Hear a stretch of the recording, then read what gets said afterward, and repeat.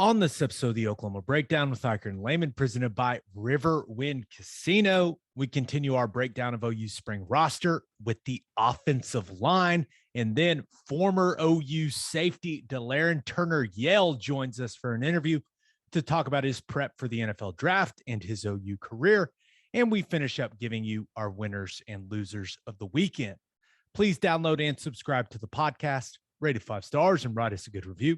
Follow the show on Twitter, Instagram, Facebook, and YouTube. Just search Oklahoma Breakdown on any of those, and you'll find us. All right.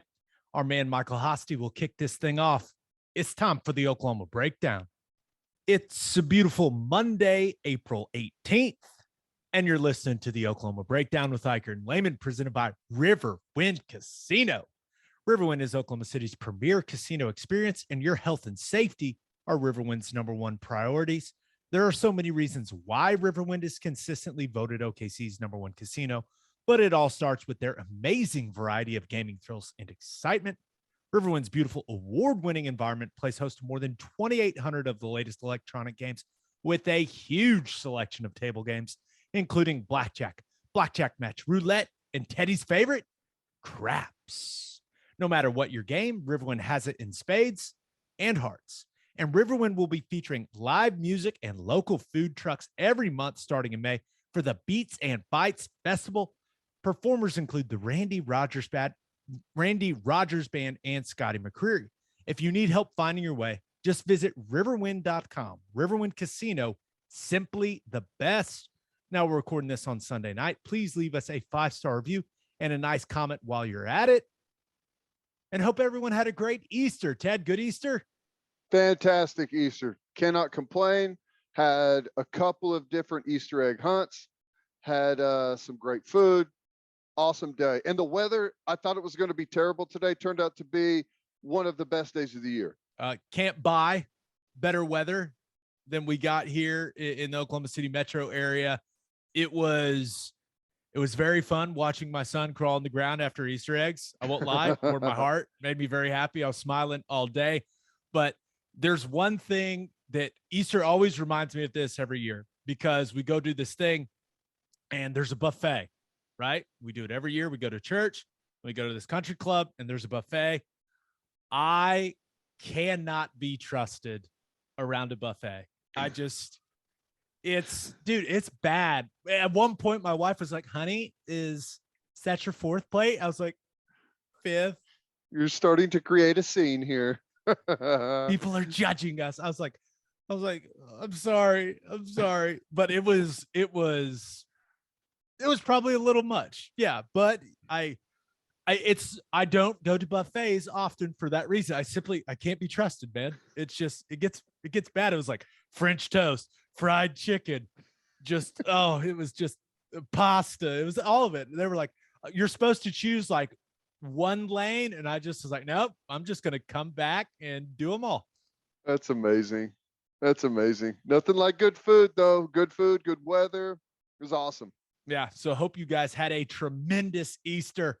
All right, let's get to some OU football. We're talking offensive line.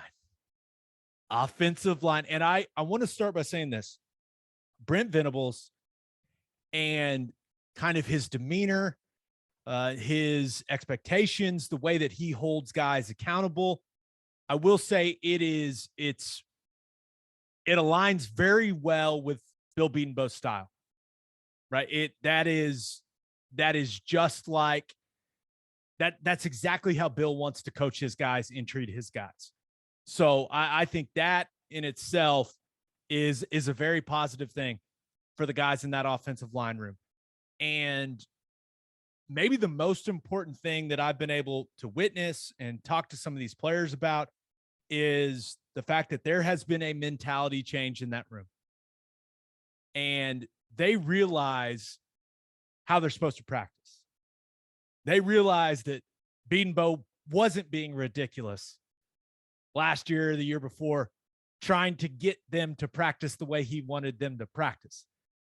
Now they know. And I think that's a huge step for the group. And this group of guys, while they got a long way to go, I think that mentality change and understanding what it's supposed to look like each and every day, that has resulted in a real determination from the entire room to get better and to understand what it takes to get better at this position. And I do think there's no doubt that all the criticism that they got last year, and I know I was one of the most vocal critics of that group last year, all the criticism they got last year certainly is a motivating factor for this season. But there's a lot that has changed since the end of the season. And I think that overall, it's been very, very positive in how it has affected this offensive line room. And that's a really good place to start, Ted. Well, I totally agree. I think the best that offensive line, or the best they've played in years past, and this isn't just Bills offensive lines, it's going back, as far as you want to go, are groups that play with attitude, play with physicality, and play with discipline. And I think that everything about the way they've practiced all spring is about developing attitude, developing physicality, and developing discipline. I mean, the way they start off practice with either some type of physical drill, the just the demeanor, the intensity, it just ups everyone's level. And I think, just like you said, and it's one of those things that we had talked about early on, that this is going to mesh really well with the way Coach Beanbo wants to coach, not just Venables and the way he structures practice and how accountable he holds everyone, but also the strength and conditioning, right? That factors into it too. So I think whenever you combine all of that, it creates a really good environment for the offensive line to have some big improvement over last season. Yeah, Beanbo and Schmitty see eye to eye. They are cut from the same cloth. It is about making guys push through things as opposed to coddling them. And when the strength and conditioning staff now has a similar mentality, and now you've got an offensive coordinator that was an offensive lineman, he understands the position. He knows what it takes to be great at the position. It changes the mentality of the room, right? And I think that what Jeff Lebby brings, first of all, just look at the guy. I mean, the guy's built like a house. Mm-hmm. So you look at him, and these O linemen, they understand that Lebby is trying to set them up for success, and he understands what they're trying to accomplish, and he understands what they have to do and how they have to do it to accomplish what he wants in his scheme. That is different. That's different than what has been here in the past. And that's just Lebby being an offensive line guy. And if someone's like, well, does that really matter? It does. Like it does. When you are that, it's only natural. When you are listening to someone else rip into you about what you are doing, if they don't know a ton about your world, you're like, okay, man. I mean, all right. But when they played the same position as you and they went through it, and that, they're kind of one of you, it hits a little different. That's just human nature. And that's a big part of kind of how football works. I don't know, but I think like all of this combined, Schmitty, Lebby, Beanbo kind of having more allies in the way that he wants to go about doing things, like, I don't know. It's a better recipe for success for this group. No, I totally agree. And you've heard Cale Gundy say it a couple of different times about Lebby, that he's the most well-rounded offensive coordinator that he's ever been around. And it's because he's coached pretty much all of the positions at one time or another, played offensive line. Now he's doing the quarterback thing. So yeah, I think it just makes for the perfect kind of mix. And what I wanted to ask you is, because we talked about some of Bill's philosophy and how he's coached some of the run game stuff and like what maybe he personally wanted to do a little bit more of. Like, how has Levy's offense and like Bill's style of what he wanted to do, like how's that meshed together?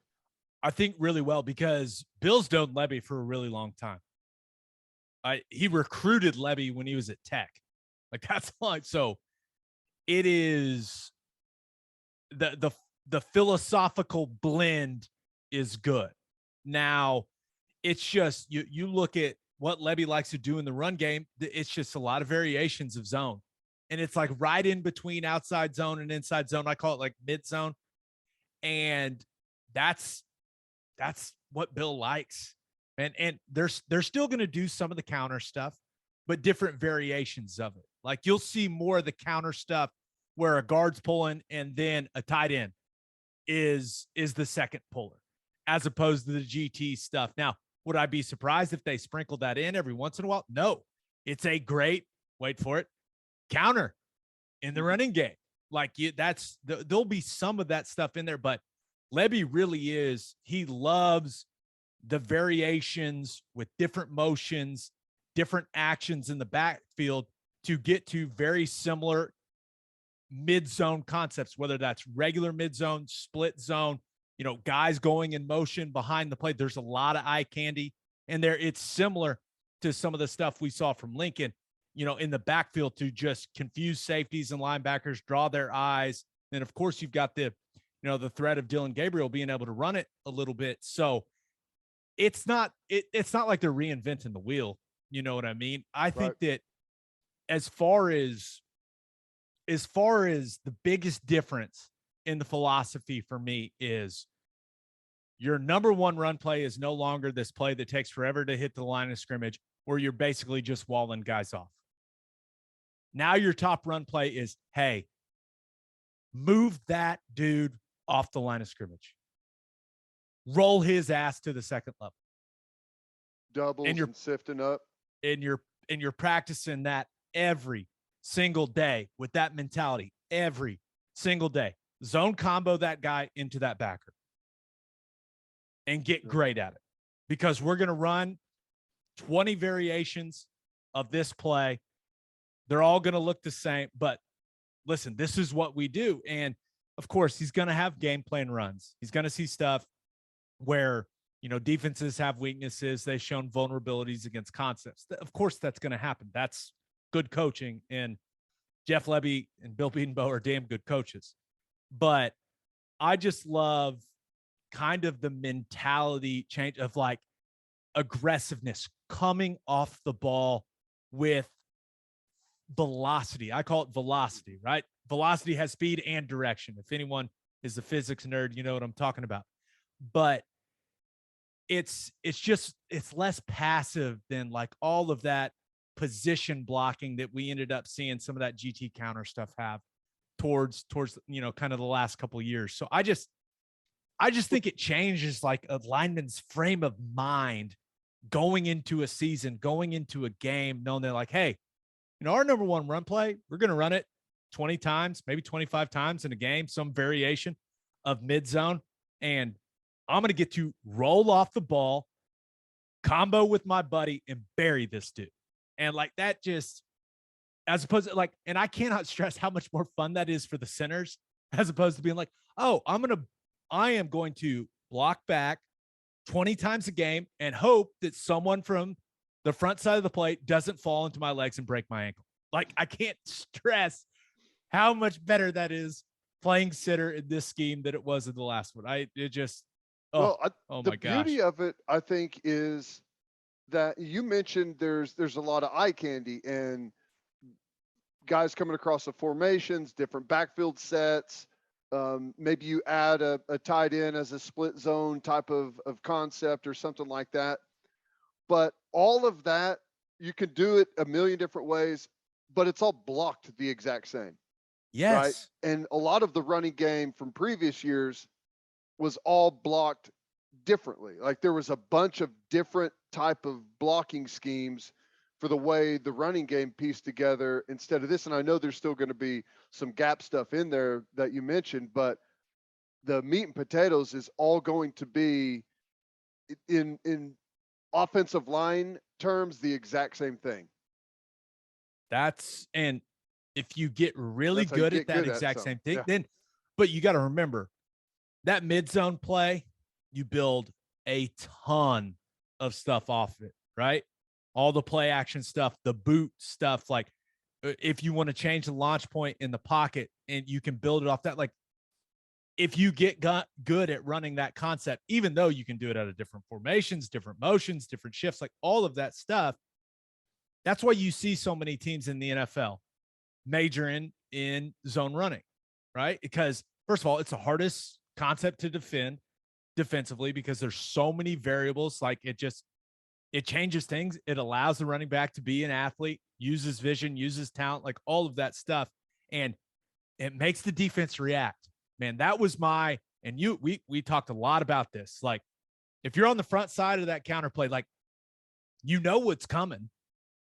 Like when you're trying to defend zone, and you can speak to this better than I can, but when you're trying to defend zone as a defensive lineman or a linebacker, it's like, I need to stay in my gap. I need to stay in my gap. I need to stay in my gap. These guys are running off the ball. I'm trying to find the ball. Like it's just, I think it's way more difficult to defend this new running style. Now, if they go into the season and they can't block worth a shit and they can't run the ball at all, then I'll say, yeah, I was wrong. But I believe in what Levy does. I believe, and then you factor in the tempo and all that. That's a different conversation. But just looking at like the core concepts of his running game that I've studied over the, watching his teams at Ole Miss the last couple of years, man, it's not the most complicated stuff in the world, but if you get really good at it, it's damn hard to stop. I mean, that's been proven. Yep. No, it's exciting. Yeah. Whenever you piece it all together, it's not necessarily the scheme that is difficult. It's the speed at which it's thrown at you. Obviously, if it's done physically and you're worn down and you're tired, that makes it even worse. Fatigue makes a coward out of any man. That's what they always say, right? And that's the best way to do it. Wear you down and just keep punching you in the face with it. So I'm excited about it. Yeah, we went down like a philosophy rabbit hole there. I blacked out. I shouldn't have asked you that question, maybe. That, this is why we podcast. This is why this isn't a radio show where we have to take commercial breaks. Okay, let's talk some tackles. Let's start with Anton Harrison. I know a lot of people saw the clip of Ethan Downs giving him the business in the W drill. And it's like maybe did he not hear the whistle? I don't know. He didn't look like he even really started. I will say this. I had so many people DM me that clip because I was so hard on Anton last year. And I'm going to continue to be very hard on him because he's got so much talent. But this young man has come a long way. My big frustration with him last year was I didn't think he played very hard, and I wasn't sure how much he cared. And that wasn't just on game day. That was on the practice field, in the classroom, just like doing everything the right way. I am told this guy is completely bought in now. I've had multiple coaches tell me night and day difference. Had one coach tell me it's like he's a different human. And he has done everything that Jerry Schmidt has asked him to do. He's in much better condition. He's going to have to continue to get an even better condition because we want him to be a dominant player, obviously, but you also have the tempo factor of the way that Levy wants to run the offense, but he is putting in the work and he is handling all his business in the weight room, in the meeting room, in the classroom. And would you look at this? He's doing all of that right.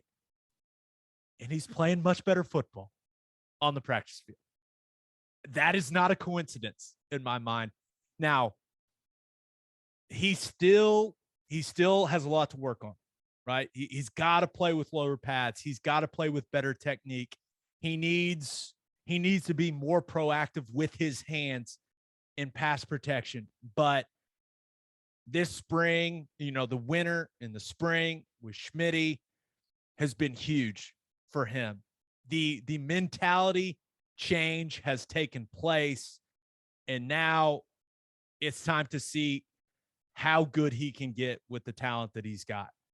And I think they're going to be able to bring it out of him, man. And I hope he keeps going the way that he's going, because everything I'm hearing, man, it's exciting, because I really don't want to have to come on here during this season and crush this kid anymore, because I think he can play some damn good football if he continues on this trajectory. Well, that's good. I mean, he plays one of the most important positions on the entire field, and if he's flipped his mindset and he's bought in, then that's a good thing. Here's the thing.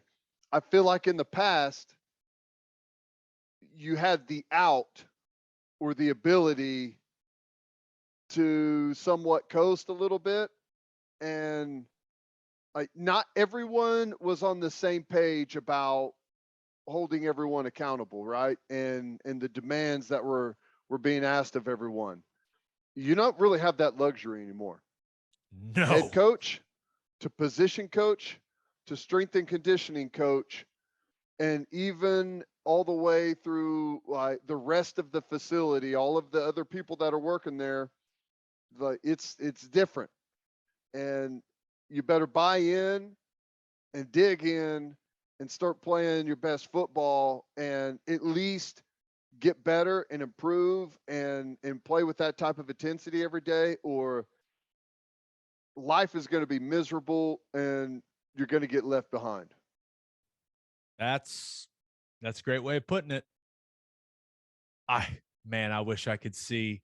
I wish I was in the film session of that W drill rep he had against Downs. He almost got Beanbo's ACL torn there. Someone got thrown into him. Can we give Beanbo a shout out for the athleticism? They're staying good. Up. Pretty good.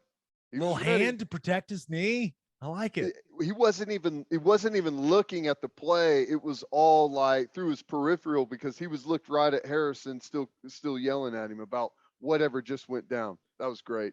What are you doing? I know exactly. That's exactly what he was saying. I'm sure. Okay. Wanye Morris. This guy has completely changed his body. Now my man still got a thick lower half. There's no doubt about it. Big booty Judy. Old Wanye Morris, but he's in much better condition, man. He's changed his attitude, very similar to what I said about Anton. Just talking to the strength and conditioning staff about Wanye, his level of investment has changed. I mean, he is taking pride in the way he's handling everything. Workouts, practice, class, tutors, like everything. And the coaches say he's locked in and he's a different guy. And that should translate to him playing some good football. And it has. Now he still needs to get stronger. He still needs to use his hands better. He needs to be, he needs to be more violent. That's probably the best way to put it. Guy's got to be more violent, but been a little banged up here toward the end of spring ball. But before that, I mean, he had put a string of practices together that were by far the best practices he's had since he's been here. And it's not even close. Just consistent, just locking guys down in pass protection, moving guys off the ball in the zone running game. Assignments were clean, no mental errors, like that type of stuff. And that's progress, man. And he's nowhere near a finished product. But I will say this, when he showed up and got out on the practice field for the first time, right? Remember, came in with all that hype. It started as a freshman at Tennessee. It did It did not look the way that they thought it was going to look. And now it looks a lot like the way they thought it was going to look. And that's big time, because he is a pivotal player for this football team, right? Because he's played in some games. Like, now he's got the right attitude. They need a right tackle, man. And if he can continue to improve the way he has and continue to work with the mentality that he now has, he can be a really good right tackle. I mean, really, really solid. So once again, very exciting. Very exciting. Well, it's a very common thread, whether it's,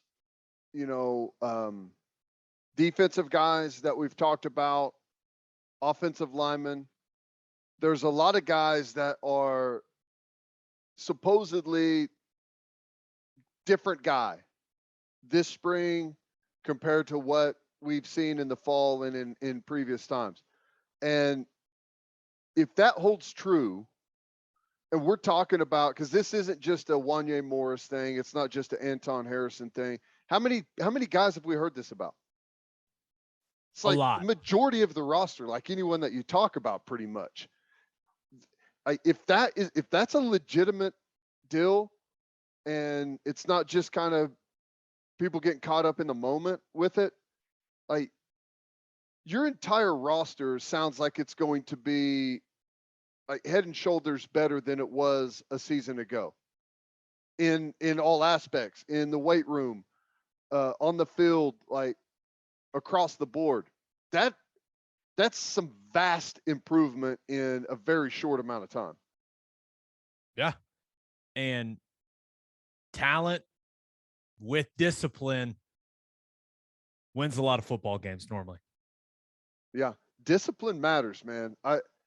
Discipline matters. There's no way around it, especially at this age group with this amount of guys.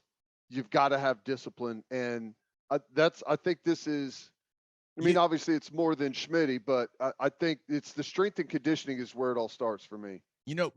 Bean Bo, and he said that we did the huddle, but he's told me this before. The way that he says it is interesting. He's like, hey, young guys, like, they want discipline. Because like, it almost makes their life easier. Like, hey, these are the expectations. If you don't do it, this is what happens. That's right. Like, there's no, like, it is black and white now in this program with what they expect you to do and what happens if you don't meet that expectation. Like, there's no gray area. There's not any leniency. Like, it is what it is. And it sounds like the guys, and I know it's not going to be for everybody, and we'll see who hops into the portal. Like, I think it's naive to believe that no one's going to hop into the transfer portal after spring ball is over. Like, that's going to happen. But yeah, you're right. It's like, we keep hearing this, like, oh, he's a new guy. Oh man, he's completely bought it. Like, either we're being lied to or it's happening, man. Well, that's what I'm saying is, I think sometimes like there's like a new energy, right? Whenever there's change happening, and everyone like buys in, and there's just like this surge of like, and this is like in business, this is anywhere. There's like this surge of energy, and okay, here's how we're going to do it. This is awesome. I think this is going to work, and then slowly but surely you settle back into the old way, right? And you kind of lose that buzz and you lose that hunger and energy.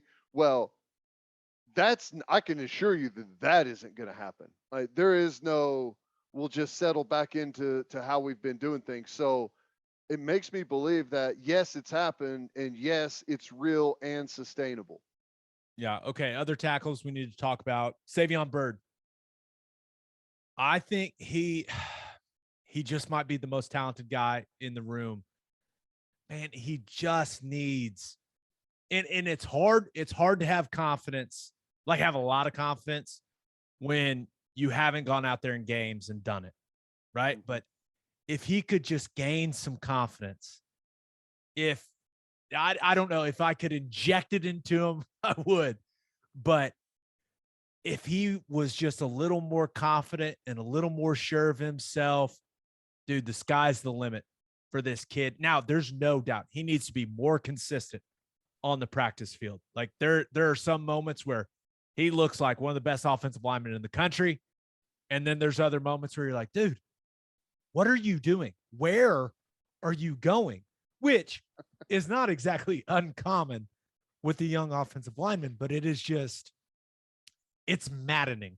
It's maddening at times, but you can't be up and down like that and play for Beatonbow. You just can't. So if he can gain that confidence, be just completely sure of what he's doing in this new system that Levy's installing, man, he can play some valuable snaps for this team. But he's got to put it all together on the field. The guy works his ass off in the weight room. He's strong. He's athletic. He can run. Like he is a high level. Like he is one of the guys that you talk to the coaching staff and they say, hey, if he figures it all out, guy's going in the first round. But he's got to figure it all out. He's got to figure it all out. And this staff is going to continue to push him and force him to figure it all out. And when he does, he's going to be a damn good football player. But it's not quite there yet. Not quite. See, my question with Bird is guard until he starts to figure some things out and gains a little bit more experience. Because he's only a redshirt freshman, right? Right. No, right. He's a young player. And when you look at the three tackles that I think are the most talented, right? Bird makes the most sense to bump inside, in my opinion, whether it's right guard, left guard, but I don't know. I don't know, because he certainly, he even kind of looks like a guard, looks like a super athletic, guard. Mm-hmm. But usually if a guy can't figure it out at tackle and can't handle it, you just bump him in. But I don't know, man, because Wanye's been practicing at such a high level and Anton's been practicing at such a higher level than he has been, that it's like, okay, if he's one of your best five, you want to get him on the field. I understand what you're saying. It may be one of those things where that's the easy move, but let's stress him at tackle through the spring, probably even through training camp. And then once you've done that and got him a bunch of experience at tackle, and then you're into the season, and maybe at that point you start looking at bumping him in, but I don't know. No, I'm with you. Okay. Other tackles, Aaron Parks. It's a name you need to know now, right? Now he had to miss some practices early in spring ball, but they really like the progress they've seen from him. He's improved his mobility. He's in better shape, plays with some solid balance. When I've seen him, this is a guy he's going to be in the mix at right tackle. Like when Wanye had to miss, Aaron Parks was taking reps with the ones. So he is a guy that I think Bill he's starting to recognize that he can provide some consistency. He's got good size at 6'5", 3. I think he's just under 315 right now. So he's a guy that, they were hoping could give them some depth, and they're pleased with the progress he's made for sure. Yeah. Well, I know that depth is going to be critical, and it always is, especially at tackle. We've seen years where you don't have depth and you've got to mess with your entire offensive line, bump a guy out. He's got to play a new position and get acclimated. And it's nice to see that there's a pretty deep little roster here of guys that are improving and getting some good solid play at tackle. Yeah, last guy, Tyler Guyton, the transfer from TCU, just a massive human. He's huge. but he's 325. He's 6'7", 325, and he looks skinny. Yeah. Like he is a guy that just give him some time. Give him some time. He's got a great attitude. Really cares, and I think he can be a solid player. He needs some physical and some technical development. But you look at the raw materials, yeah, I think that Bedenbaugh's pretty excited about what he could become. But I think that's more down the line. But you never know. Like if he has a great summer with Schmitty, maybe he ends up in the mix. We'll see. But he is just a big dude. Like you walk, you're like, oh my God. It's like, whose helmet is that? Gigantic helmet that's taller than everyone else's out there, just moseying around. Pretty funny. Yeah, and he wears like a hoodie under his pads, and you're like, what? It's a big guy. All right, let's talk some interior offensive line. Everyone's favorite position. Oh, yeah. But first, the only place to stop when you're road tripping is Love's Travel Stops. Love's has over 600 locations in 41 states, offering 24-hour access to clean and safe places. Whatever your road trip needs are, Love's has it. Fuel, fresh food, all the snacks and drinks, including, yes, my favorite, Java Amore. That coffee is fantastic. I feel like I really hit that one. That one felt good. You did that. Thanks, man. Vibrato, you just really held that out. That's pretty good. Thanks, man. Love's also has you covered if you forget your phone charger or headphones. They've expanded their mobile to-go zone, so you can grab any of that stuff there. Make sure you download the Love's Connect app for exclusive offers from today's most popular brands. The Love's Connect app also includes a route planner and store locator. When you see that red neon heart on the highway, stop in and say hi at Love's Travel Stops. For a full list of what Love's has to offer, visit loves.com. Opolis Clothing is the exclusive home for all of our Oklahoma Breakdown merchandise. If you want to live your life in buttery, soft comfort, go to opolisclothing.com. OPOLIS clothing.com. Use our promo code TED, TED, for 10% off your entire order. You still get a discount on all of the OU and Oklahoma City Thunder gear as well. That's opolisclothing.com. Use promo code TED for 10% off. Buttery soft and 10% off. McCade Matower. I think I'm saying that right. I haven't been able to ask him yet. Matower. Matower sounds better, right? Yeah, that's it. Okay, that's it. So, guy played a lot of football at Cal, as you guys know. Solid player and getting better. Guy's a grinder. Just gets it. He's an O-lineman, man. He just physical. I mean, will mix it up. Guy knows how to work. Weird, and kind of dirty, like hangs around with the same group of guys in the locker room with their weird inside jokes. Yep. Nailed it. And I'll say this. He is a very similar body type to Ben Powers. And I don't know if it's just because he's wearing 72, but you look at him and you're like, oh, when I saw him for the first time, I was like, oh, that guy kind of looks like Ben Powers, like his body. And I'm weird. I just look at I don't even look at faces. I'm just looking at the body type of the guy. Now, I'll say this. I hope he ends up playing like Ben Powers. That'd be nice. Yeah. Yep. That'd be awfully nice. But they've been really pleased with his toughness, really pleased with how he has kind of integrated himself into the program. I expect him to be a starter. I do. I think that he's consistent. He's reliable. He's mature, strong. Like, he's everything you want in an interior guy. And I think that Bill's really, really pleased with how he's looked so far. It's good. Like when you've got guys that are, it's kind of weird to say, but we need some experience in there, right? Need a little bit of that grit, that kind of grindy nastiness that you're talking about.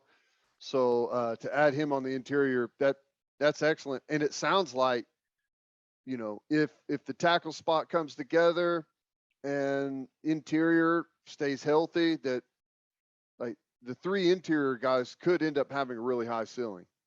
Yeah, certainly helps if you have good tackles. You get good tackle play. All right, Chris Murray. He's just in way better shape than he was in last season. And there was a couple times last year I was like, man, what are we doing? Why are we looking the way we're looking? And he's tightened it up. He's tightened up. And I will say this about Chris, and I will be open about this. I like Chris as a guy.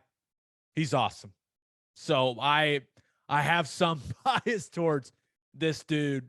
I just like how much pride he takes in his play. And this is one of those guys. I just wish if he was 6'4", he would be, he'd be a first rounder because he got the right mentality. He's got good technique. Like, he cares. He wants to get better, all of that stuff. And he's working on getting better with his hands. And something that I talked to him about and that he is focusing on is, man, you have to understand your limitations, right? With your lack of length. And tried to explain to him, like, hey, you need to protect yourself against some of that stuff, right? You need to not put yourself in bad spots. Like, and now he understands a little more. That's like, dude, you have short arms. You should never punch someone and press them away. Like, never do that. Do not let them restart ever, you short arm T-Rex looking dude. Just grab everyone all the time, hold all the time. And so he's starting to understand some of that stuff, and he's in a battle for the right guard spot. And there's been points in spring ball where he'd been relegated to second team, and now he's back up to first team, and it's just he is down for the battle. And it's all about him wanting to be the best player he can be. And I like everything about it. I like the kid's vibe also, but he's a solid guy that he's played a lot of football. So, if that's the worst you're going to do at right guard, there's a lot of teams in the country that this kid would start for. So I know he's not the size you want your starting guard to be, but he's a solid player that has the right attitude, and he cares, man. He cares. So if he ends up being the right guard, I know this. When he trots out there on game day, he's going to give it all he's got. And it's really all you can ask for. I could be wrong, but I feel like this type of running scheme is way more suited for his strengths, to where he can just blow off the football, combo up to the backer, and instead of like the position stuff. It is much better. And it allows him, like, because he's not a tall dude, right? Mm-hmm. You come off the football with low pads and some leverage in the zone running game, you can move some dudes now. And with how aggressive he is, kind of the nastiness he plays with, like, he's a physical guy that also he's got some weight room strength. So, yeah, it's been, running game wise, I think it's been a really good change for him. Like you're saying, allows him to come off the rock and use that aggression and use that mentality he plays with. And that's why he's, I'm telling you, there's bigger guys, but he's not going down without a fight. I will not be surprised at all if he's your starting right guard against UTEP. Not at all. Yeah, well, I like it. I know that one of the things that you had talked about with him is that he's kind of he can be a road grader type of guy when given that type of opportunity. So I like to hear that he's picking up on some of those things, some of the nuance, which is what happens as you get more experience. You start to, like you said, learn your limitations. Like, as soon as you know everything good enough to where you start learning how your body mechanics and everything fit into the puzzle, that's whenever you're about to start taking some big steps as a player. Yep, no doubt. Okay, Marcus Alexander. This guy's in the mix. He's in the mix for a starting guard position. He's worked really hard on his body, and he's still got some more work to do, but he's lost weight, has certainly felt the effects of Jerry Schmidt. But if he can lose a little more weight, get in a little better shape, man, I've seen some snaps. This dude is moving people. Absolutely coming off the rock and moving people. And one of the reasons, like, he's got to get in better shape because they're playing with that tempo that they're playing with. Like, you have to be in really, really good shape to keep up with Levy's system as an offensive lineman, but there's no doubt they're excited about the progress that Marcus Alexander has made, and he's playing. It's not even close. He's playing his best football since he's been at OU. So he'll be battling for. If I had to guess, he'll be battling for that right guard spot. But yeah, another guy that really hasn't been a factor the last couple of years that is now certainly in the mix. That's good. Again, just like tackle, I like that there's starting to be a decent amount of depth at some of the interior spots. Yeah. All right. Let's talk some center. Now, I will say this. Bray Walker, he's a massive human being. There's no doubt about it. But you've got to be reliable. You have to be reliable to play snaps for Bill Bedenbaugh. And he just hasn't quite gotten there. And I know that he's an Oklahoma guy and he's a 5-star guy. We're all rooting for him, right? But it has to be more consistent if he wants to get on the field. I know a lot of people have asked, will this be the year where it all clicks for him? I don't see it happening personally, but you never know. There's a lot that can happen between now and between when we kick this thing off in the fall. I still wish they would have moved him to D-line. The Jordan Davis. Yep. Yeah. I don't know. I will say this. He's huge. I mean, sometimes and strong as hell. He's huge and strong as hell. Like, I don't know how often like Venables plays. I haven't seen like their short yardage and goal line, like looked at it or anything, but like, I don't know if they ever play like a bear or anything and have a guy just head up on the center and say, just destroy that guy. I mean, I don't know. I think like I can tell you from experience, if Bray Walker came out there just for like short yardage and goal line, I would be so sad. Like, that's what I'm saying. Just like, oh my God. Yeah. Just destroy that one guy right there. And I think like if you've been somewhere for as long as Bray has and you're stuck, like you're in a rut, right? And you probably have given up on being a starter or any type of like game changer for the team. And then you're given a new role, man, it could light a fire under someone. It really can. No doubt. All right. Couple centers to talk about. Andrew Rame. I'll start here. He seems like he's in a much better place mentally, has way more confidence. He's got a new mentality. And I think he's excited about how motivated everyone in the offensive line room is to get better. And unfortunately, he's missed the majority of spring ball, which is not ideal, right? When you're installing a new offense, when you've got these new schemes under Levy. But I think this is likely to be the starting center, when the season rolls around, but stuff happens. So, he hasn't gotten to take a ton of reps during spring ball, but he needs to have a great summer. Got to have a great summer. And it's kind of one of those things where I'll, wait and see, but I can't wait to see what he looks like in the fall. It's really frustrating that he's missed so much spring. Like, of all the people that I feel like needed to have a ton of time and be in that grind and have Bedenbaugh like all over him for all of the spring, I feel like it was Rame. Yeah, I'm with you. I agree. Bedenbaugh was all over him last year. But everything I've heard is good.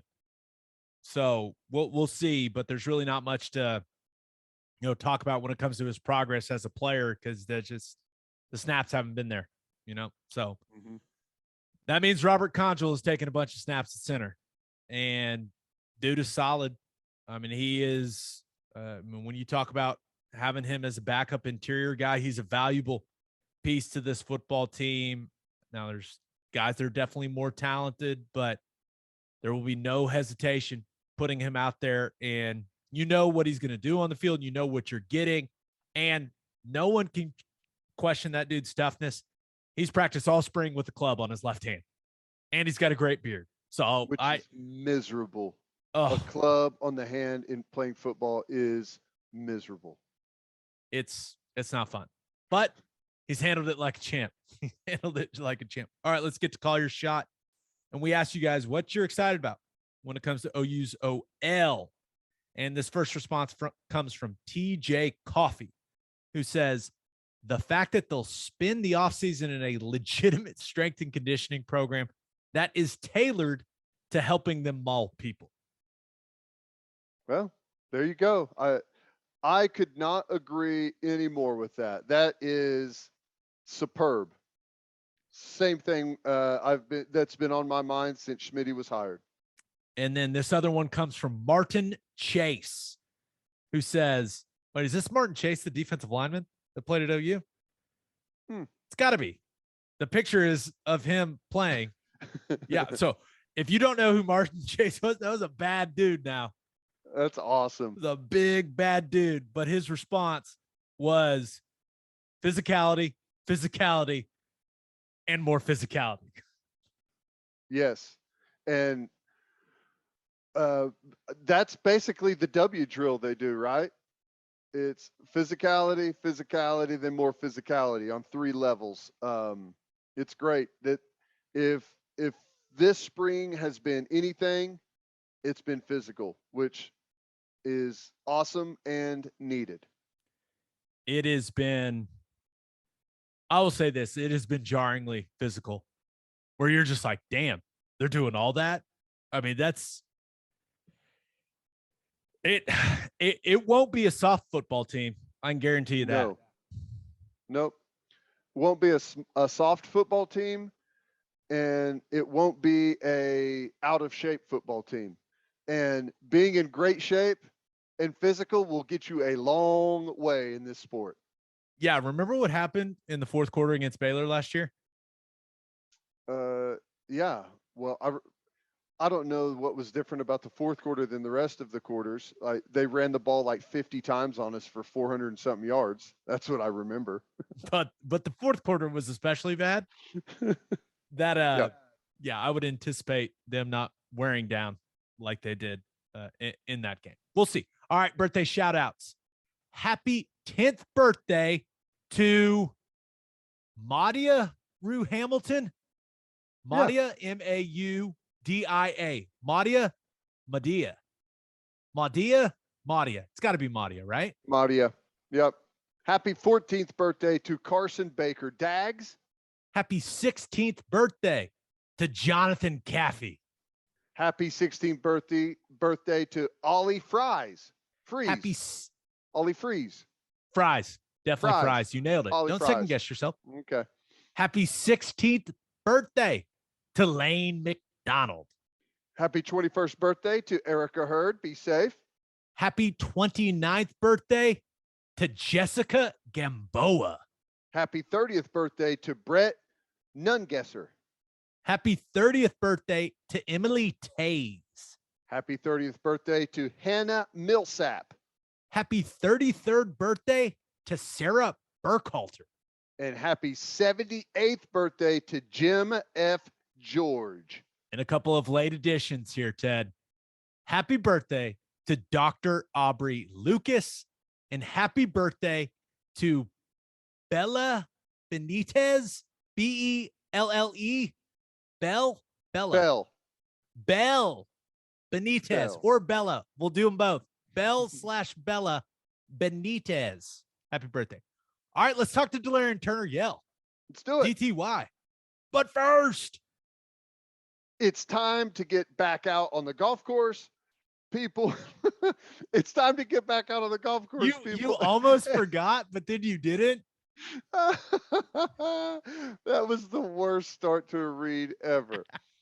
It's time to get back out on the golf course, people, and there's nothing better to drink on the course than the #1 seltzer in golf, Clubby Seltzers. Clubby Seltzers is an Oklahoma company that is already winning national awards because their product is delicious. It tastes exactly like a club special, but it's a seltzer. They're not just for the golf course either.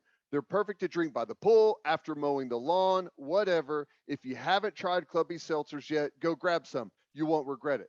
Clubby's first variety pack is coming out in May. To find a place near you that has Clubbies, visit clubbyseltzers.com. And attention, business owners, you need Insurica in your life. Yeah, you do. Insurica is one of the country's largest insurance brokers with 30 offices throughout Oklahoma, Texas, and the Southwest. Insurica is able to customize programs by accessing the latest information from insurance carriers. They compare and contrast coverage offerings and pricing in order to design a cost-effective, comprehensive program to meet your business's specific needs.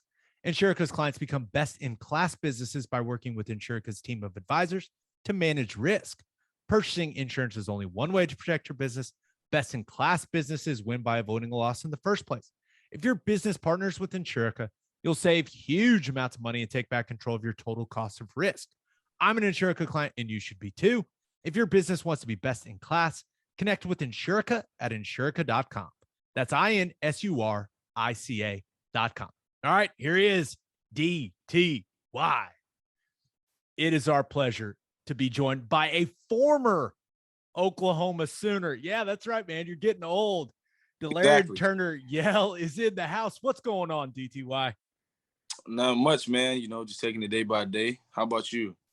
I'm doing well. Now, I do have a bone to pick with you because I felt like we had developed a close bond, right? But bro, why did you not tell me you were so fast? Like, why? I feel like you were keeping secrets, bro. Like, what was that? What? I thought we were friends, man. I mean, I felt that is as if it was obvious. I didn't feel like I needed to know, like, let you know. I felt like you saw me play every Saturday, so you kind of knew. But I mean, I'll take that one. That's on me. I should let you know that before. I went out to the combine and did what I did. So, well, that was awesome. I guess maybe it's not that it was unexpected. I was just thrilled with that result, and I know you were too. What was some of the feedback that you heard after you blazed that number out there? Well, most teams were kind of like surprised, just because before I ran it, a lot of teams had me projected to run a 4.6, and so I'm like I got the numbers back, as far as like projection wise. I'm like 4.6, like what? Like I've never run a 4.6 in my life, and so I was like, I told my agent, because he was kind of questioning me, like, are you going to run at the combine? Or are you going to wait till pro day? And I was like, no, I'm definitely running at the combine, because I know, that I'm definitely not running the 4.6. And I knew that, if I ran it at the combine, it could help me. And so once I did run that, the 4.4 at the combine, a lot of teams, it was kind of like 3 teams a day was just like, trying to get on the phone with me. And you could tell that they were like excited about it, because every time they would get on the phone with me, they would joke around. Like every time they turn my film on, I'm like, oh, you ran like a 4.7 at the combine, right? And then like I'll laugh it off with them, but you could tell that they were definitely surprised by it. Well, I think that's a good thing. Now, is that something you knew, like as you were training for the combine and getting ready? Because we all know, Teddy and I both went through it as well. Like it's very important, like, and it's nerve wracking. There's a lot of stress that goes into it. But did you know that teams thought you were slow already? So did you like use that as motivation? Was that something you were thinking about through the entire training process? Right, yeah. So even I trained at Bomberitos down in Fort Lauderdale, and so the guys that we were working out with, I was telling them, like, every time we had like a speed workout or something like that, I would just let them know that, like, this is what's motivating me. Teams think this, but I know what I'm capable of doing. And so every day that I was just going to work out there, I just kept that in the back of my mind, and I just couldn't wait to be able to showcase it in front of everyone. Well, the year you had was excellent, man. I can't say enough about how good of a football player you are, and ultimately that's what matters.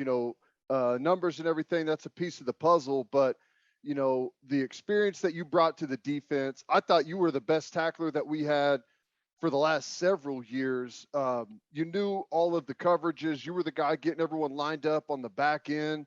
I mean, overall, I think that, at least in my opinion, is what's going to draw the most attention from some of those teams out there. Is that kind of what you've heard from them? So it's kind of like split in half. Some teams kind of try to, say like you're 5'10", they kind of try to worry about like the size aspect of it. And then I get on the call with other teams and they're like, like you can really play football. Like you understand the way that the game is supposed to be played. Like you're very physical. You're not scared to, come up and make contact.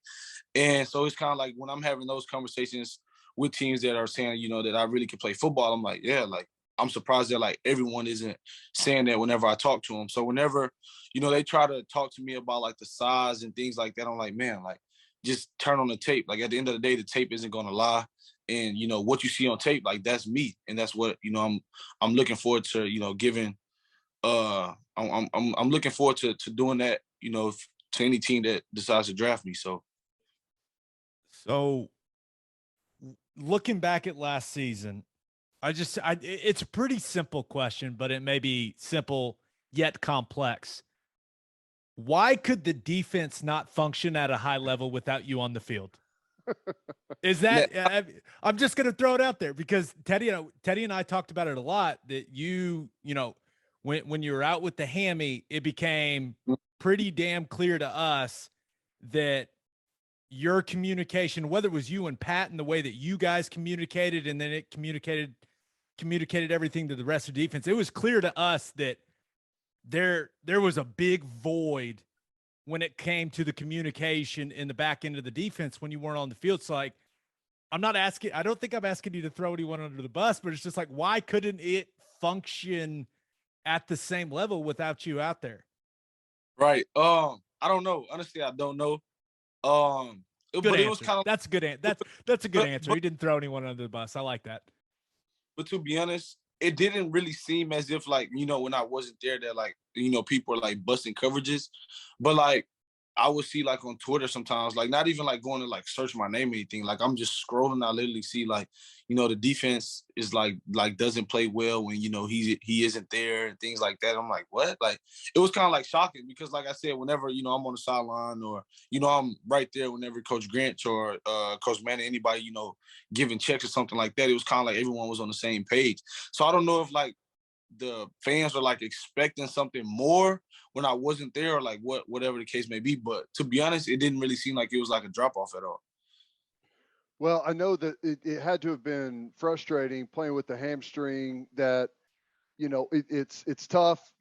You want to be out there. It's not something that is like excruciatingly painful, but there's always the threat that you're going to re-injure it. And you're always scared to turn it loose, I guess, so to speak. You're always maybe not trusting it as much. Was that tough with that thing kind of lingering on you for the whole season?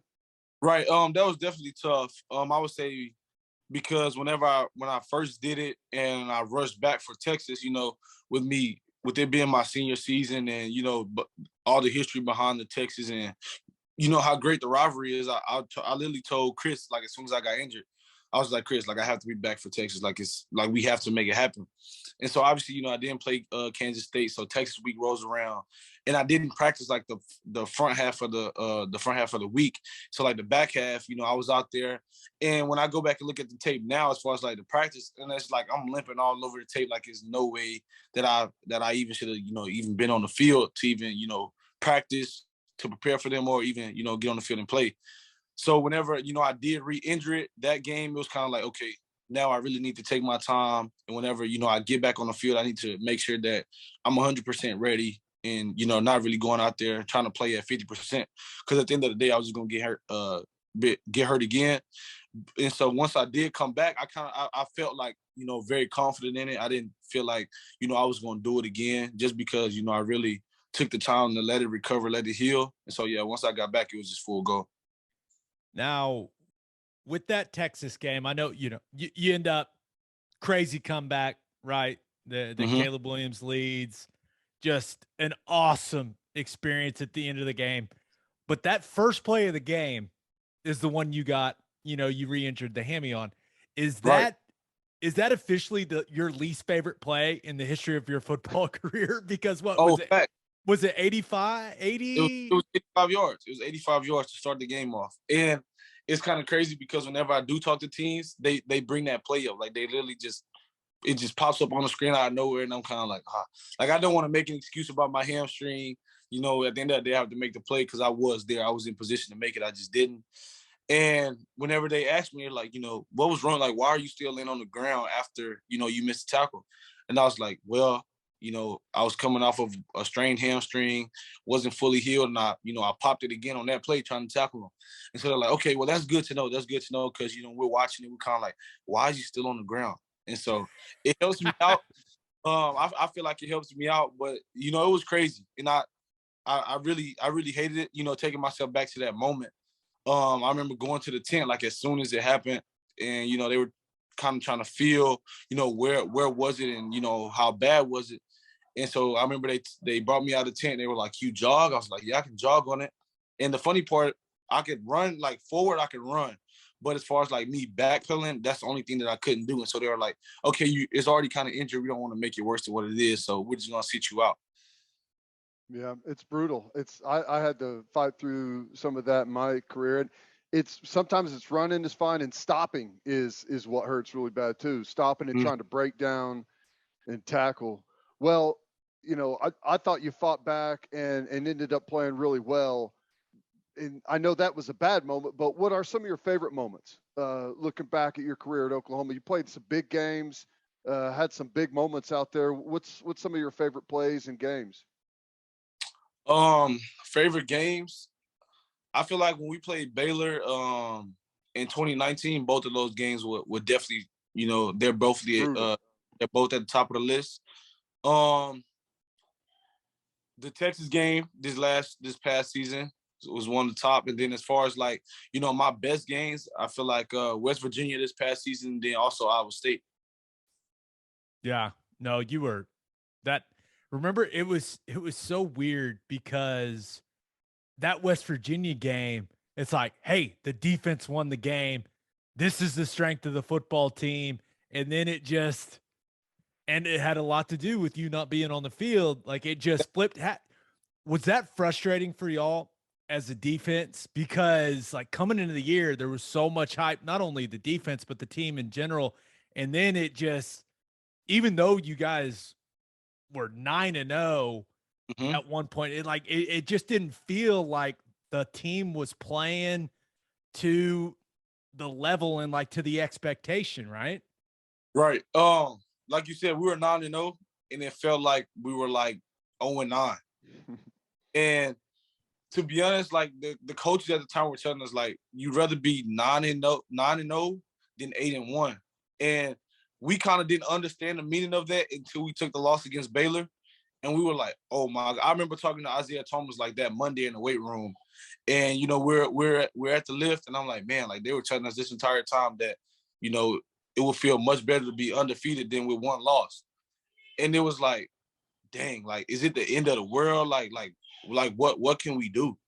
And as far as like the defense and everything like that, it kind of came to a point to where it was like, the defense is definitely carrying the team. And it was kind of like, like offense, like, can we pick it up a little bit? Like, like it'll be times where we come off like a 12-play series, and then the offense will come back and they'll go 3 and out. And it's like, we're right back on the field, and then we're out getting like another stop. But at the end of the day, that's just our job. But it was kind of like if the offense could have just helped a little bit more, then, I feel like it would have been a lot better. And it would have felt like, okay, we're actually winning around this place.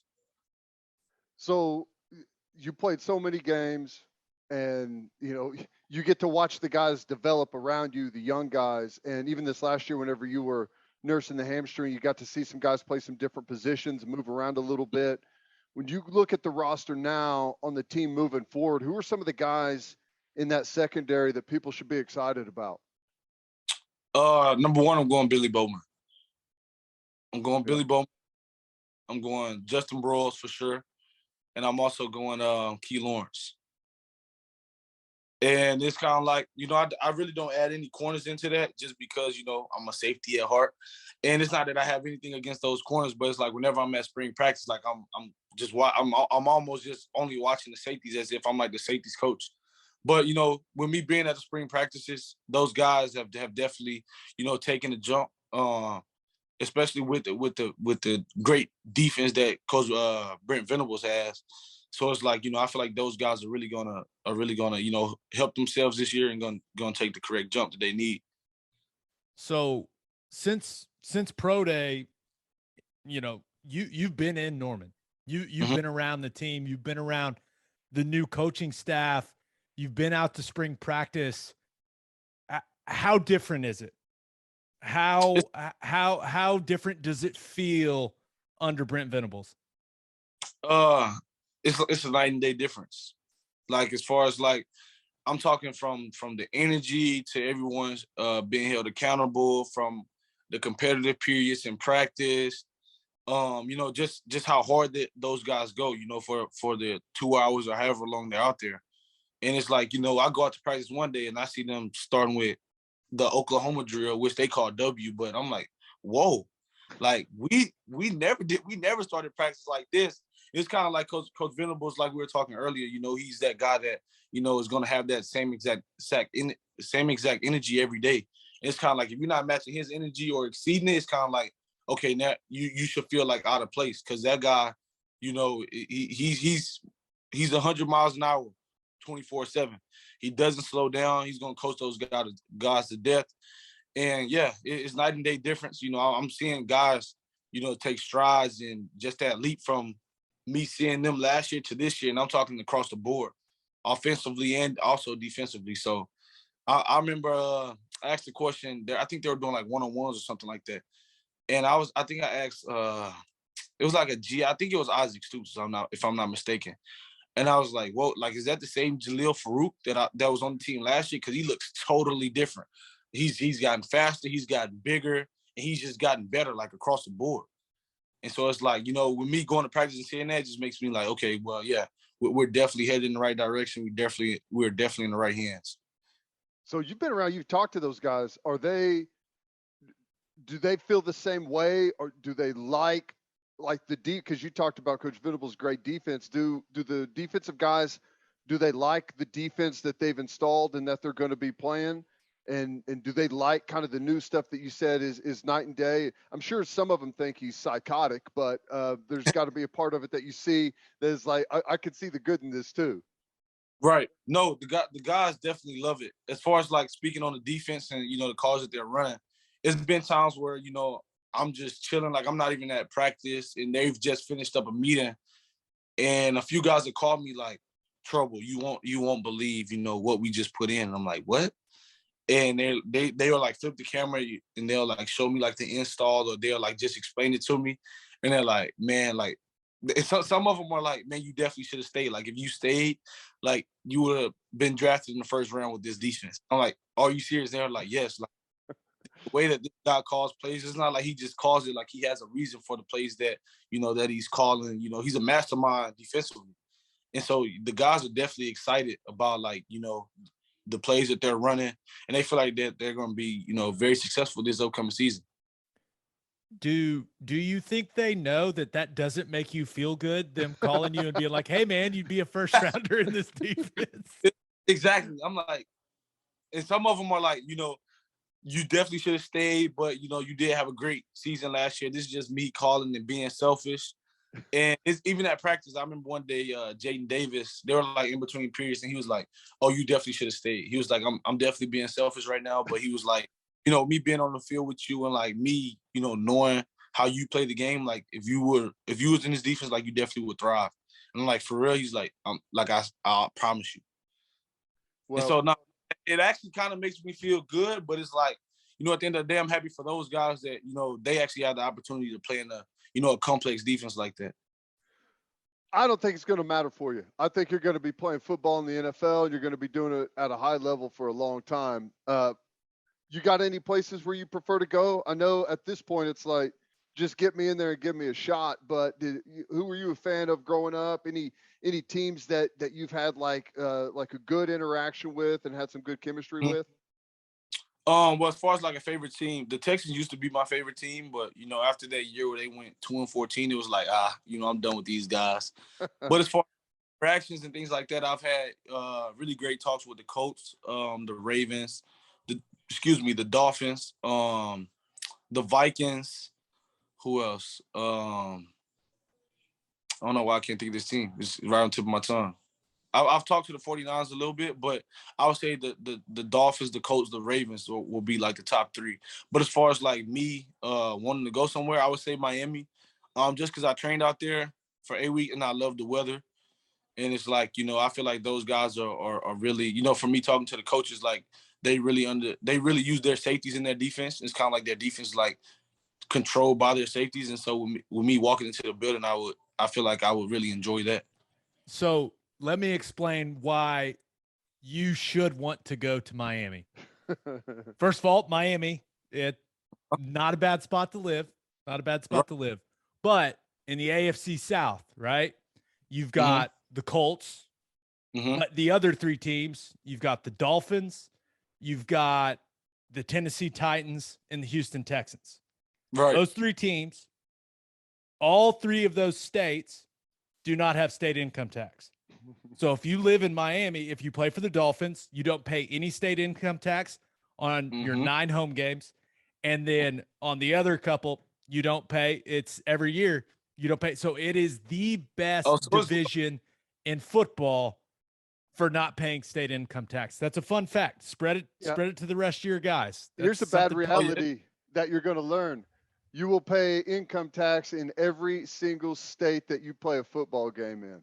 Which and that was crazy. I remember whenever I was, in the midst of signing to an agent, one of the agencies that were trying to get me to sign with them at the time, they like once they let me know that, I'm like, what?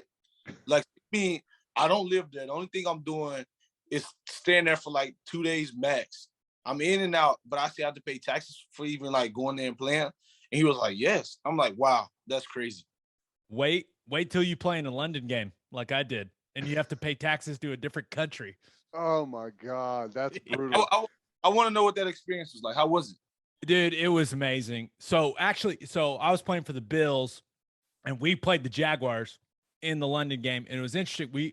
We played like the normal 1 p.m. Eastern kickoff on Sunday at home, and then a few hours after that game was over, we flew to London, and we were there for the entire week.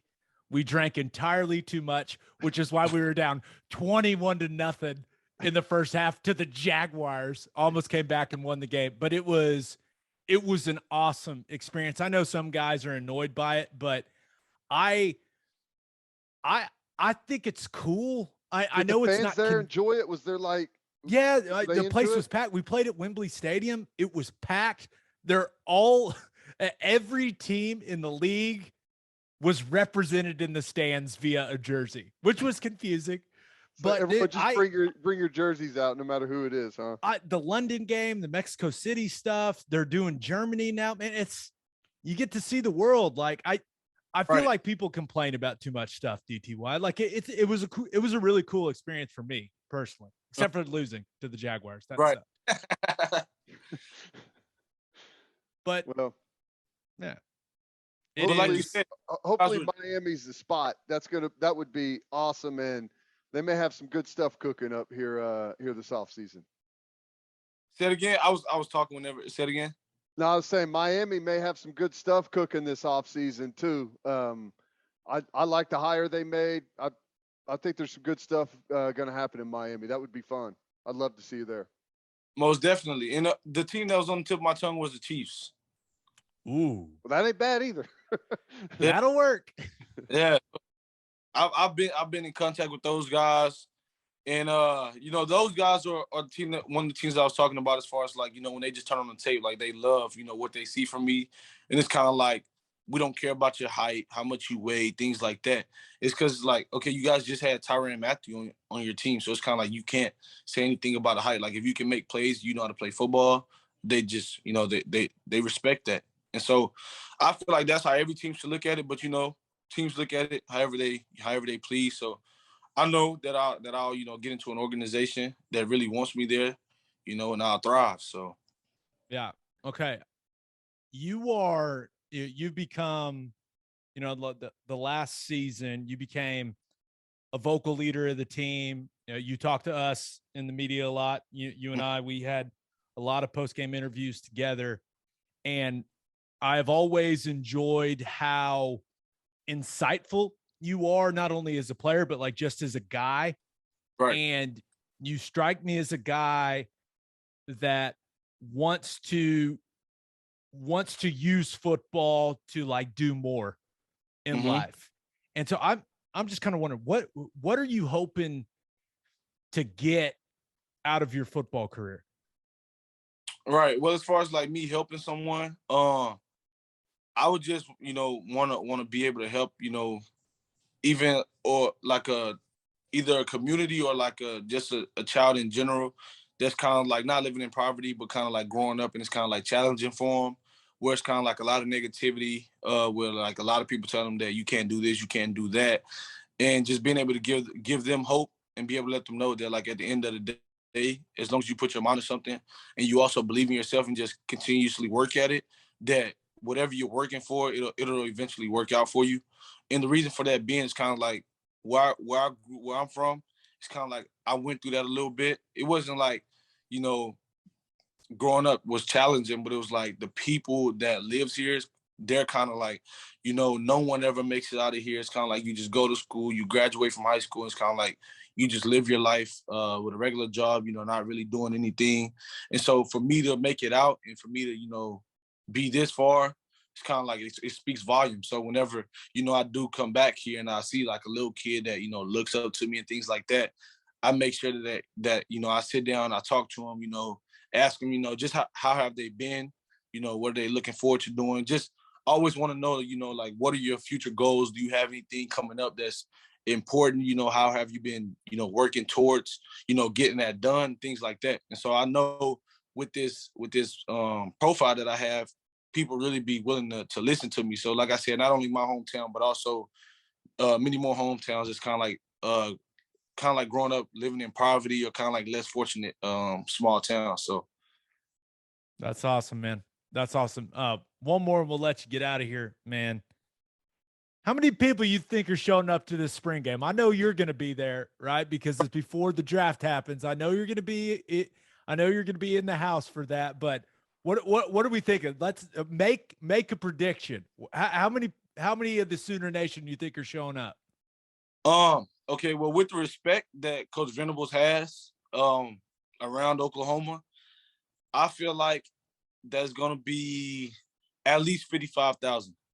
With the stadium sitting 84, I feel like we can at least get it 55,000 inside the stadium. That's pretty good. That's And pretty much the lower bowl, pretty much packed or close to it, anyways. right, and that'll be huge for us to get that many people into the spring game. Will definitely be huge. But I don't know. I could be lowballing, and we could have 65,000 in there. Who knows? But I'm gonna go at 55,000. Hopefully Sooner Nation can prove me wrong. At the end of the day, like you said, I'll be there. So I'll be looking forward to, seeing how packed the Palace can get. He's going to count them all individually, Ted. Count 'em two. We have Baker coming back. We have, Coach Venables there as the head coach. So it's kind of like I feel like, those two guys right there are going to bring the crowd by themselves. And so just everybody else, being able to be excited that, they can come inside the Palace and watch a game, under a new head coach, under a new system and all those things. I feel like it'll get pretty packed, though, for sure. You talk to many of the other guys that have graduated or doing the draft process. You know how many of those guys are going to be there? I think everyone is going to be there. Yeah, I think everyone's going to be there. I feel like because we've been on visits all over, and so I think everyone is flying back for the weekend, and everyone's going to be there. So it'll be a great turnout for sure, though. That Saturday night is going to be fun. Exactly. It's going to be fun. Well, man, hey, draft is less than 2 weeks away. We wish you the best, man. We're rooting for you. Just know that we all got your back, man. No matter what happens, it's about what you do when you get onto a team, no matter where it is. And we know you're going to get there and you're going to ball, man. We're so excited for you. Yes, sir. I really appreciate that. All right, DTY. Appreciate you, man. All right. Thank you guys for having me on. Man, it's going to be really interesting to see where he gets drafted. Guy can play. There's no doubt. Yeah, he's a stud. He could play at the next level. There's no doubt. Football guy. We said the kind of the same thing about Trey Norwood, football guy, right? Played a bunch of different positions. But Turner-Yell is a guy that can play special teams. He's got good speed. He's a great tackler, and he will absolutely thump you. So I think he's definitely going to get a shot somewhere. And because of like how much experience he had playing at the college level, he's going to get it really quickly at the next level. So I think he'll have a good chance of catching on. Yeah. All right, let's finish up with our winners and losers of the weekend. But first, new sponsor, Ted's Tacos and Cantina Who is doesn't an love awesome tacos? bar.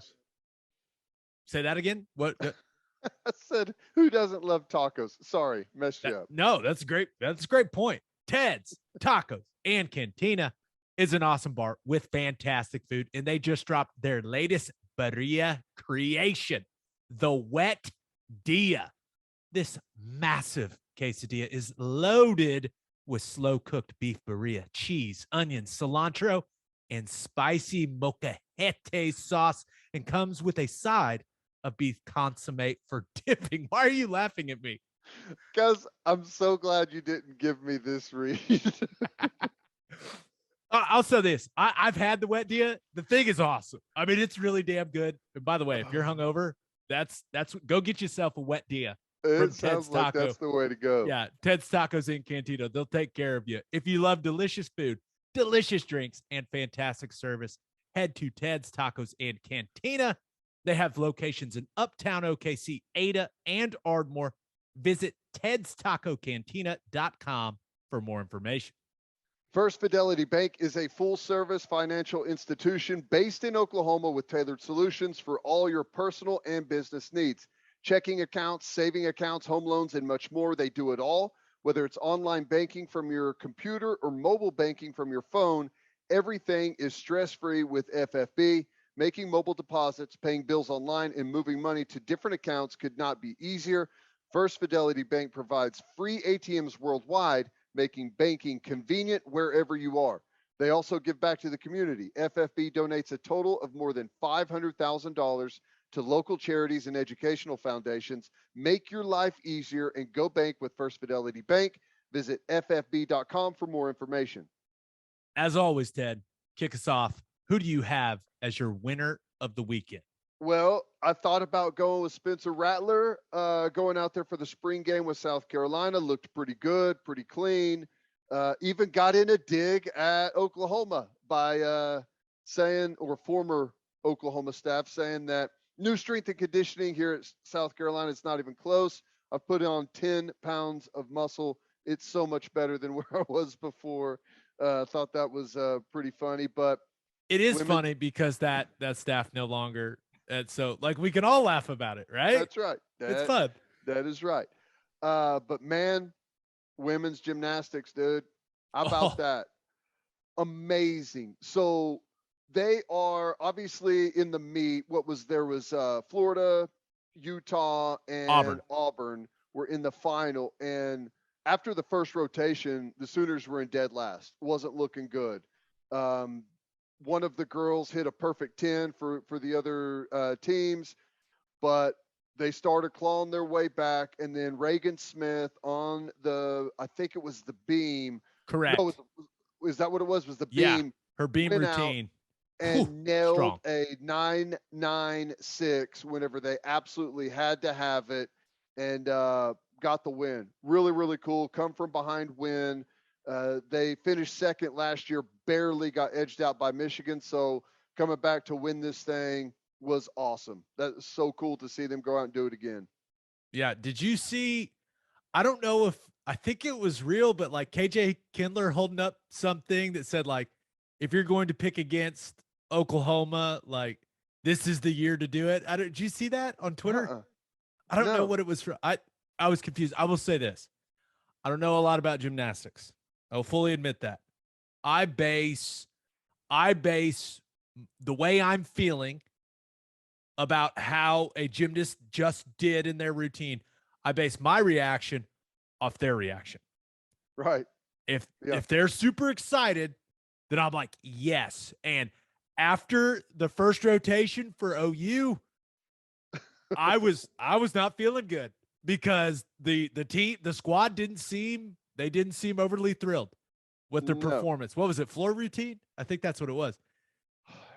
And yeah, maybe so. yeah, and the rest of the way, like they were losing it. And I watched the entire thing on ABC, and I was like, they were so fired up, and I was like, "Grr." I was clapping. I didn't know what I was clapping for, but I knew they were excited, so I knew I should be excited. And when they crushed the balance beam, they were all losing their mind. I'm like really celebrating. My wife's like, did they do good? I was like, I don't know, but look how excited she is. And Yeah, they won the it was national really title. cool. Really cool. Not shocked whenever OU wins a gymnastics national title. We've come to expect that, which is scary whenever those are your expectations, but really, really cool. Proud of them. KJ Kindler is an absolute stud of a coach. She's been killing it. A lot of fun. A lot of fun to watch. Yeah, what, fifth title? Is that right? Fifth title. Yep, that's right. That's Dominant. That'll do. That'll definitely do. Okay, this is the picture I'm talking about. It's her. It says, if there is a year when it is actually safe to predict Oklahoma not winning, this is the year. And she's like holding it up. I don't know. Is this photoshopped? It might be. I don't know. I don't know if that is like one of those things where they just find a picture of you holding something and put something in there. It I could don't be. know. I could be being duped. Maybe I am. I don't know. Maybe But that's someone else saying that, and she's saying, "Here's it's printed out." This is I don't know. I don't know. Interesting. I don't know. It was all over Twitter. It turns out it was a terrible year to pick against the Sooners. It turns out. All right, who do you have as your loser of the weekend? Well, I guess I had to go with anyone out there that thought Alabama was going to lose some talent offensively after losing their running back, Brian Robinson, who had been there forever. The Jahmyr Gibbs kid in the spring game, 9 carries, 100 yards, had a 75-yard touchdown. And this kid is an absolute beast. Nick Saban in the post game was asked about him, and Nick Saban rarely says anything good about anyone. He's like, does it stand out to you? Fast is fast, right? The guy getting to top speed is obvious. He gives us something at the running back position because he's really good at pressing the holes. He's got a great burst, gets to top speed quickly, sets up his blocks, like just glowing over him. Very good running back, very good receiver, great third down back. So they're loving this kid. Scary. Adding him to all of those weapons. He's a transfer from Georgia Tech, and man, I know there was a bunch of people that were hoping they had a shot at him. I was hoping that Oklahoma had a shot at possibly getting him in, but that dude's going to be a stud for Bama. And I watched pretty much all of that spring game. Did you see who caught the first pass from Bryce Young? No. Jermaine Burton was the wide receiver at Georgia. Massive, fast. Yeah. Caught the, like, it was like a 22-yard pass on like the first play. And afterwards, guess who Nick Saban said is their most consistent receiver throughout the spring? I'm guessing the gigantic kid from Georgia. Yeah, Jermaine Burton. He's like, yeah, he's been the most consistent guy in that room. Yeah, like, because he was pissed at the rest of his wide receivers at the national championship game.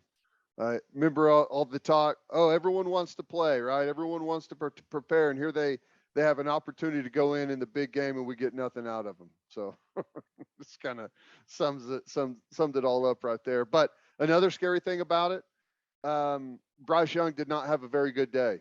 14 to 29, 153 yards with an interception. I guess he did some other really good things, but from our experience around here, the worse you play in the spring game, the better season you have. Yeah. Their offensive line it's going to be interesting, right? They lost some dudes. They lost some dudes, and now I know they added the Steen kid from Vanderbilt. We'll see if he ends up being a starter for them. I would assume he was a starter at Vanderbilt, so you leave there to go to Bama. I don't know. It'd be silly if he didn't end up starting because you're playing in the SEC either way, and if you're playing at a high level, they'll find you. But I don't know. That's the big question mark for that team for me is what they look like up front offensively.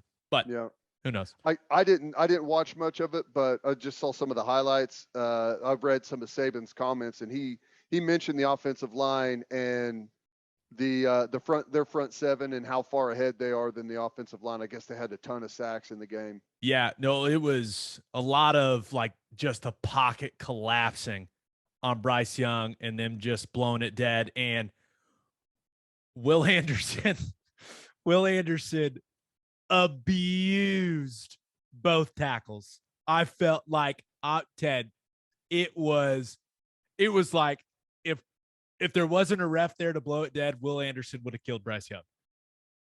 Well, that's not shocking. I mean, He's the best player in college football.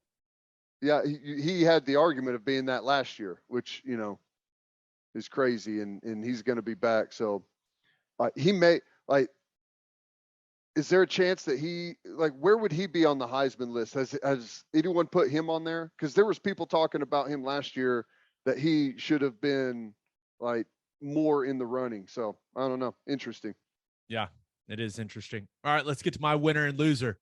But first, scrolling, he's got it. Bishop McGinnis Catholic High School has a long tradition of educational excellence with a 12-to-1 student-to-teacher ratio. No student is overlooked. Bishop McGinnis's college prep curriculum offers 22 AP courses. There are numerous clubs and organizations for students to join, and as a proud member of the OSSAA, there are 14 sports offered. If you want to provide the best possible educational and spiritual development for your children, contact Bishop McGinnis Catholic High School or visit bmchs.org. Financial aid is available. And if you're a whiskey or bourbon drinker, stop what you're doing, head to your favorite liquor store and buy some Balcones products. You got to grab some of Balcones Lineage Single Malt Whiskey. It was just voted one of the top 20 whiskeys in the world by Whiskey Advocate, and you'll be shocked by how affordable it is.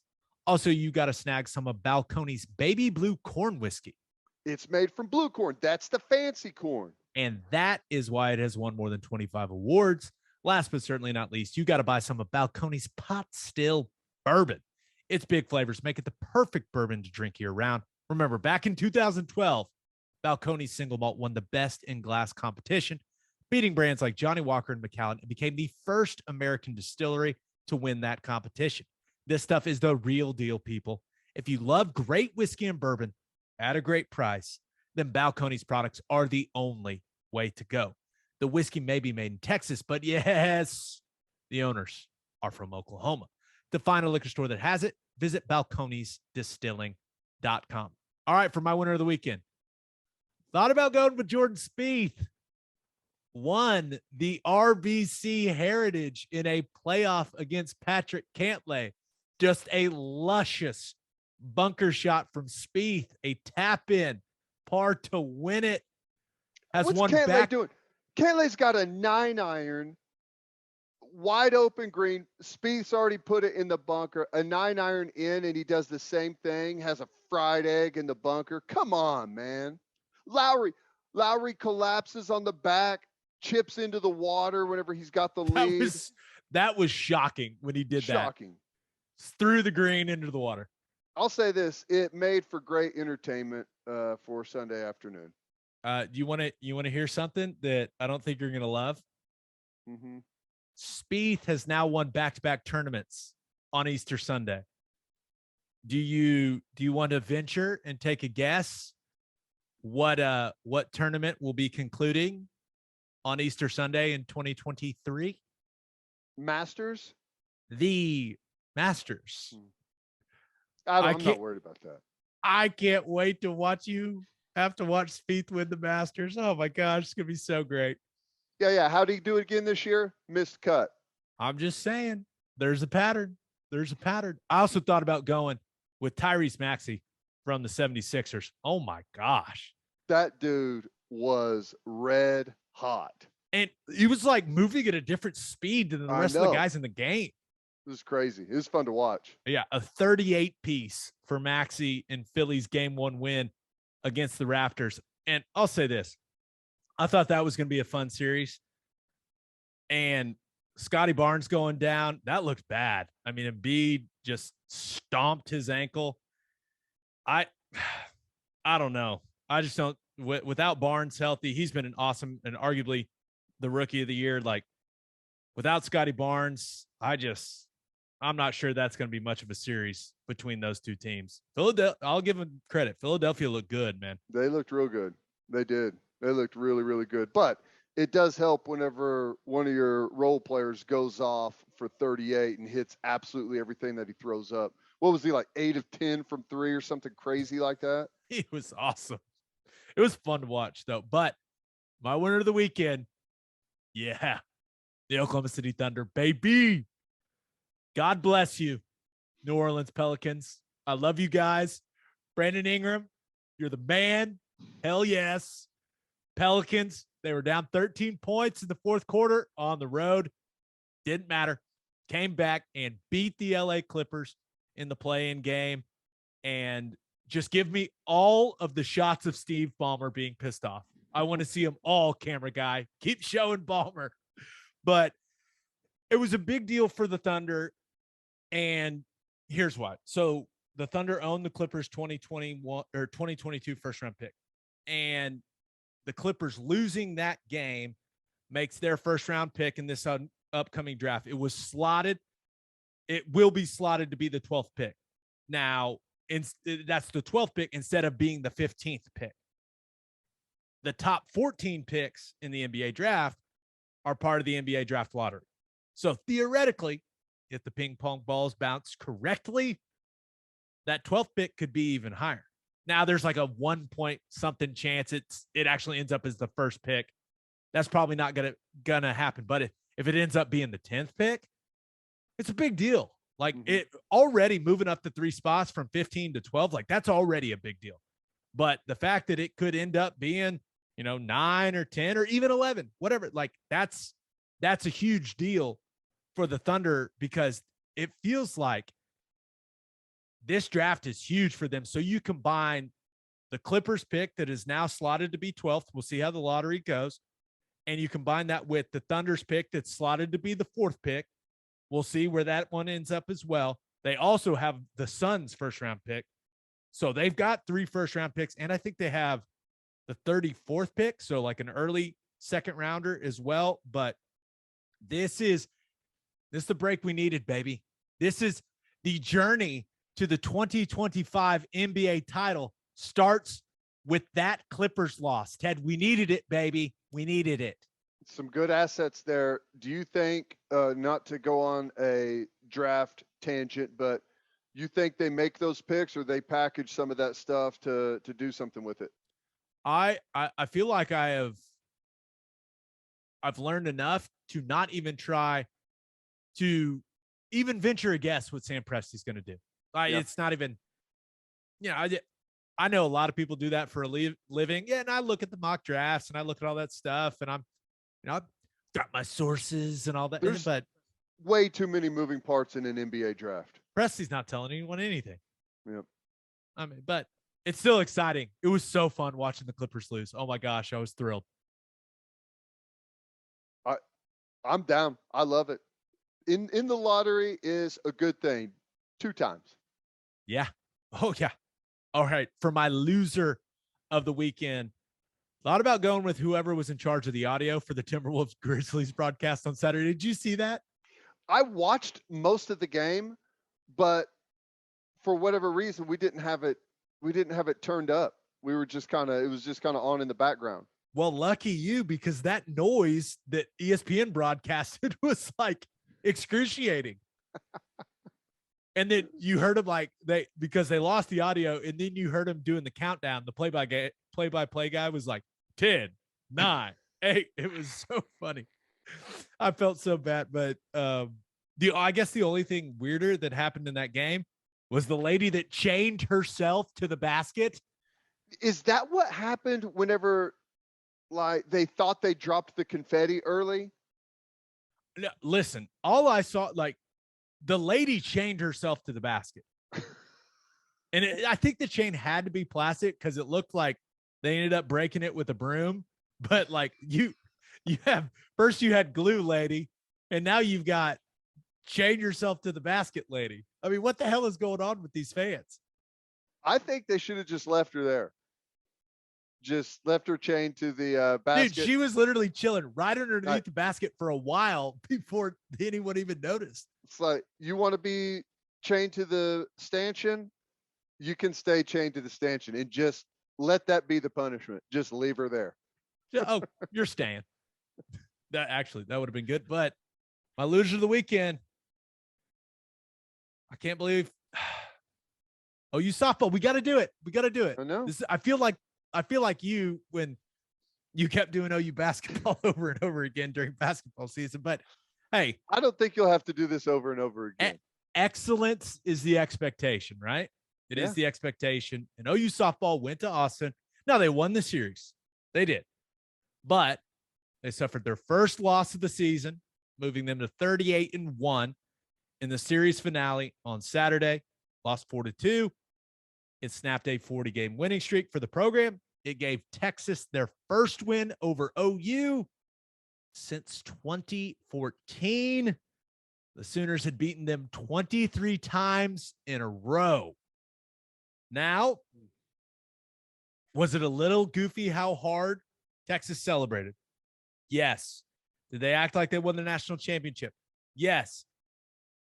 But, and I hate to say this, they should celebrate the way that they celebrated. They hadn't beat him since 2014.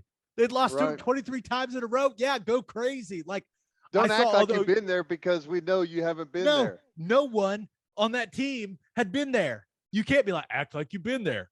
Celebrate with class. It's like, no, we're going nuts. We just beat a team that, kind of had the aura of invincibility, which now I do want to give, what is her name? Haley Dolcini, whatever it was, the pitcher from Texas. Hey, she threw a gem, man. She was great in the circle for the Longhorns. She was great. Credit to her. Jordy Ball, I mean, the Texas showed she could be human, right? But it's also possible that OU, while they're the loser, they're also the winner, because I don't love that the loss came against Texas. I don't. In fact, I hate it. But there has to be a little bit of Patty Gasso that is like feeling a little relief, a little anger, and the team no longer has the pressure of trying to put together an undefeated season, which you can take a breath without having that pressure on the team. It also allows Patty Gasso to get after them even more than she already does in practice. Losing has a way of refocusing a team, and I think that is exactly what this will do. And it just sucks that it happened against Texas. Why? Yeah. Any other team, man? Yeah, no, I'm with you. Undefeated would be amazing. There's no doubt about that. I was eyeing that, was it 52, 54 game winning streak that was out there. To chase that down would have been awesome. But I do think for the long haul that something like this sometimes is healthy. You won the series, you didn't lose the series, you dropped a game, and it's exactly right, because it sounds like Coach Gasso's been on this team pretty hard anyways, and this is an opportunity for her to say, I told you so, right? You're not as good as you think, even though maybe they are. I don't know the dynamics that are going on there, but this will definitely be fuel for Coach, and there's no doubt that pressure is there on an undefeated season. Whenever you've got a 40-game winning streak going, there's no doubt that maybe people aren't talking about it, and you're just kind of going out and doing your thing, but it's there, right? And it's kind of hovering over everyone. So I think it probably is a little bit of a relief for them, even if they don't admit it or really even know it. But I think there's going to be a new hunger when they take the field, which is good. Yeah, no doubt. And listen, the expectations for this team are ridiculous, right? They're unrealistic. It's like, they won that first game, and I saw people being like, man, it almost felt like they lost because they didn't run rule Texas. Like, if they don't run rule a team, it almost feels like they lose. And that's where they're at as a program. So when they actually do lose a game, yeah, the other team's going to go nuts. It's like when a team beats Bama in football. Right. I mean, you don't see it very often. So yeah, that was painful to watch. But knowing that it's best for them in the long run. That's what I'm holding on to here. That's Ted. right. That's right. In the end, it doesn't matter. Bring home the championship. Absolutely. On that note, episode 206 in the books. We'll have a new podcast that'll drop maybe Wednesday, a little earlier than Wednesday, because we're going to record in the morning on Wednesday. Just a reminder, you can hear Teddy from 3 to 6 on 94.7 The Ref. You can hear me from 3 to 5 on SiriusXM Big 12 Radio, channel 375. Hope you all have a great week. Until next time, we appreciate y'all for listening, and do what you always do, Oklahoma. Take care of each other.